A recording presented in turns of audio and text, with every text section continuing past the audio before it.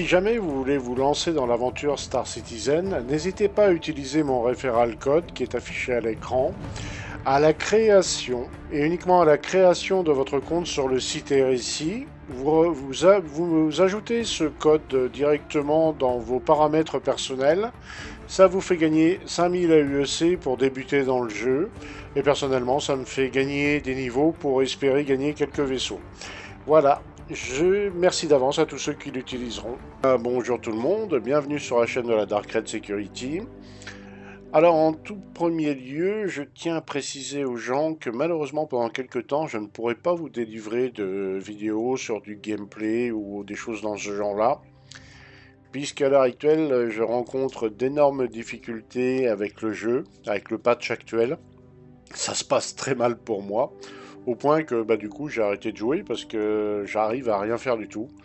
C'est bug sur bug, incident technique sur incident technique et bug dans le jeu. Enfin, je rencontre pas mal de problèmes. Du coup, ça m'a un peu démoralisé. Je vais attendre peut-être la 3.24.2 ou s'il y a un gros correctif qui sort d'ici là, on sait jamais. Mais là, pour moi, là, c'est une catastrophe ce patch. Alors du coup, je vais me contenter de vous donner les petites news, tout simplement. Et puis il va peut-être falloir aussi que je répare mon PC, mais ça coûte cher cette histoire, donc je réfléchis bien à ce que je vais faire, parce que voilà. Alors, l'actualité, ça a été un rapport qui a été édité par CIJ, je crois. Je revérifie, mais il me semble que c'est... Oui, c'est par Bolt de CIJ. Donc ils parlent du server meshing et ils ont voilà les objectifs qui étaient fixés, voilà leur conclusion pour l'instant. Donc d'identifier et d'optimiser tout ce qui est en rapport avec la latence, hein, tout simplement, c'est un gros souci dans le jeu à l'heure actuelle. Et par rapport à la réplication et avec des vrais joueurs et en nombre, en grand nombre. Ensuite, bien augmenter et vérifier que tout fonctionne bien par rapport à l'augmentation du nombre de joueurs. Voilà, vérifier que les missions, tout ça, ça se passe bien. Faire des ajustements donc dans l'environnement. Vérifier aussi que quand il y a des serveurs transition, c'est-à-dire des recoveries, et puis quand on change par exemple de shard ou des choses comme ça, tout se passe bien. Ça, ils ont vérifié ça. Et vérifier aussi que d'un point de vue réseau, quand il y a une augmentation de joueurs, tout fonctionne correctement. Et ça, apparemment, ils regardent beaucoup comment ça se passe au niveau du réseau. Alors, ils ont fait pas mal de corrections, ils ont fait un test A comme ça préliminaire pour voir, ils se sont rendus compte qu'ils allaient devoir faire ça de façon hebdomadaire, parce qu'ils ont détecté déjà avec le test A pas mal de soucis. Et surtout par rapport au test avec le RMQ et le NMQ, qui est l'ancien système. Et donc, ils vont faire ça de façon hebdomadaire jusqu'à qu'ils soient suffisamment en confiance pour pouvoir produire une PTU 4.0. Voilà, c'est ce qu'ils veulent faire. Des tests hebdomadaires jusqu'à qu'ils soient en confiance et se dire, là on peut lancer une PTU 4.0. Alors on ne sait pas si elle sera évocative dans un premier temps ou s'ils vont la lâcher avec un grand nombre de joueurs pour la tester correctement. On ne sait pas trop. Alors ils parlent du rapport du test B. Et oui, ils font tout dans l'alphabet pour ça. Alors le test B qui avait eu lieu le 12 septembre, ils ont été très surpris en testant le système RMQ de voir que ça fonctionnait pas bien. Ils ont été très surpris, ils s'attendaient à mieux. Et donc du coup ils ont vu qu'il y avait des goulots d'étranglement, donc des bottlenecks, et ils se sont aperçus que il y avait un gros goulot d'étranglement dans le test A et ils ont réussi à le fixer. Néanmoins, dans le test B, c'était pas top non plus, donc ils ont dit, on en refait un. Ils ont fait un test C, donc le 19 septembre, donc une semaine jour pour jour après.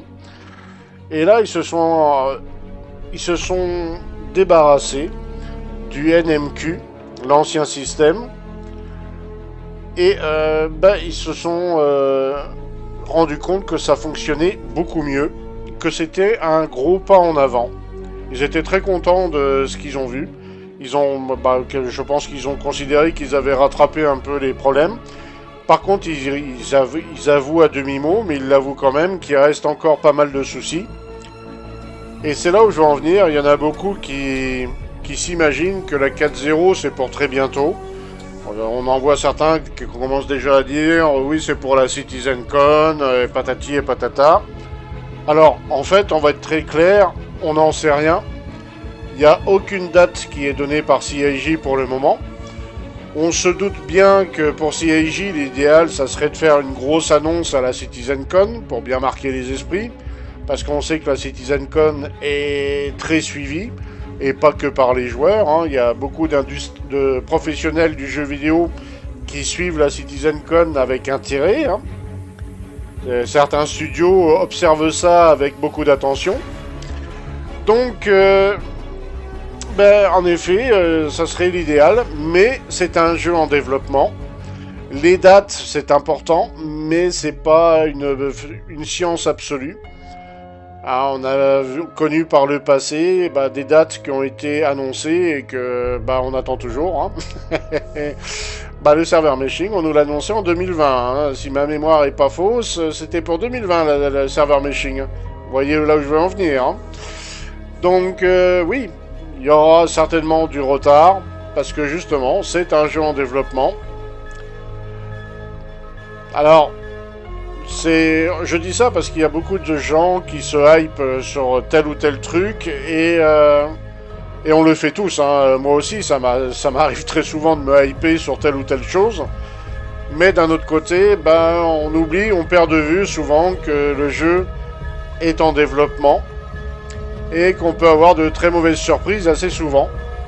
Parce que c'est des technologies tellement révolutionnaires, on va dire, qu'ils tâtonnent, hein, ils testent, des fois ils gagnent, des fois ils perdent, hein, et j'ai remarqué que plus souvent, ils avaient du retard, donc ils perdent un peu plus souvent, ils finissent par gagner, hein. Les gentils gagnent toujours à la fin, comme on dit, mais ouais, il y a des soucis assez souvent, donc ils font avec, hein. Mais ouais, il faut peut-être pas s'attendre à des miracles, parce que, alors c'est vrai, hein, pour les joueurs c'est dur, parce qu'on se dit, on va avoir ça, puis au final on l'a pas. Comme par exemple ce qui avait été annoncé pour la CitizenCon 2023, tout ce qu'il avait dit. Alors les gens font des fois des raccourcis faciles. Après c'est un peu aussi compliqué de s'y retrouver dans leur annonce parce que c'est pas clairement expliqué. Quand on regarde encore à nouvelle fois la traduction qui avait été faite à l'époque, en fait, il a l'air plutôt de parler de la fin de l'année que de CitizenCon à CitizenCon. Après, on l'interprète comme on veut. On sait que c'est un jeu en développement, qu'il y aura forcément du retard quelque part. Mais c'est peut-être le fait que ce qui fait que les gens râlent, c'est que les déceptions, quand elles se succèdent, on voit plus que ça après, que de la déception. Et on oublie des fois que quand même, mine de rien, le jeu avance. Enfin, ça peut être interprété comme ça. Après, chacun interprète comme il veut, hein, bien sûr. Mais pour l'instant, on n'en sait rien. On ne sait pas ce qui va se passer à la CitizenCon. On ne sait pas du tout ce qu'ils vont nous dire. Enfin, oui, ils vont certainement nous parler du housing. Peut-être encore un petit peu de pyro. Peut-être une annonce pour Squadron 42. Alors j'ai appris récemment, parce que j'écoutais une autre émission qui parlait pas de Star Citizen, mais les phases de polish, ça peut durer entre 1 et 3 ans. 1 et 3 ans. Apparemment, ça fait qu'un an qu'ils sont en phase de polish. On ne sait pas où ils en sont. On verra bien. Hein. Mais, on s'attend à avoir une annonce de Squadron 42 intéressante pour la CitizenCon. Pas sûr. J'ai mis un doute là du coup. Parce que, ouais, en moyenne, les polish d'un jeu, c'est entre 1 et 3 ans. Donc, et connaissant le côté perfectionniste de Monsieur Chris Roberts, un an, c'est peut-être un peu juste. Hein. Peut-être compter 2, voire peut-être 3. Allez savoir. Enfin, bref. Je vais pas vous mettre un coup au moral, mais Squadron 42, c'est peut-être pas aussi rapide qu'on l'attend, hein. À voir. Ensuite, ben, pour le reste des actus, il n'y a pas grand-chose. Bon, j'ai des collègues qui jouent en ce moment sur la live. Ça se passe pas trop mal, j'ai l'impression. Bon, il y a des choses buggées. Alors de mon côté, bah, ça se passe pas bien du tout. Du coup, je joue pas du tout au jeu parce que je fais que de m'énerver dessus. Mais, et puis bah, peut-être que Shadow y est pour quelque chose, mais ça me surprendrait parce que sur la 3.24 normale, ça se passait plutôt bien. Donc je vois pas pourquoi, avec une version corrigée, ça se passerait moins bien. Je sais pas trop. Il y a un détail qui m'échappe. Bah, faut que j'achète une nouvelle carte graphique parce que je pensais reprendre un PC complet, mais quand je vois les prix, puis non, ça me dit rien. Ça me dit absolument rien. Mais j'ai d'autres factures plus importantes à régler. Euh, du coup, bah, les actus, voilà. Apparemment, l'inside qu'on a eu sur les ingénieurs, c'était le dernier avant un petit moment. Bah, c'est vrai que la CitizenCon s'approche tout doucement. Alors, il y a peut-être encore un ISC, mais on ne sait pas trop de quoi ils vont parler. Donc, on rentre dans une période du jeu où les infos vont commencer à être un peu plus pauvres, puisque la CitizenCon arrive, donc ils vont garder un maximum d'infos pour la CitizenCon, tout bêtement. Bon, autrement, voilà, il n'y a rien de particulier d'autre à en dire. Sur ce, bah, je vous souhaite à tous bah, une très bonne journée ou une très bonne soirée. Et on se dit à très bientôt dans le verse. Il est très sympa, hein, le RSI Zeus. Hein. Il est très sympa. Après, est-ce que vous êtes au courant qu'une fois qu'il a la caisse remplie, le CL, bah, vous pouvez plus traverser le vaisseau. Une fois qu'il a la caisse cargo bien pleine, bah, il faut passer par l'échelle pour monter à bord. Est-ce que vous le saviez, ça? On s'est rendu compte de ça en regardant les marquages au sol. Enfin voilà. Allez, à ciao ciao ciao tout le monde.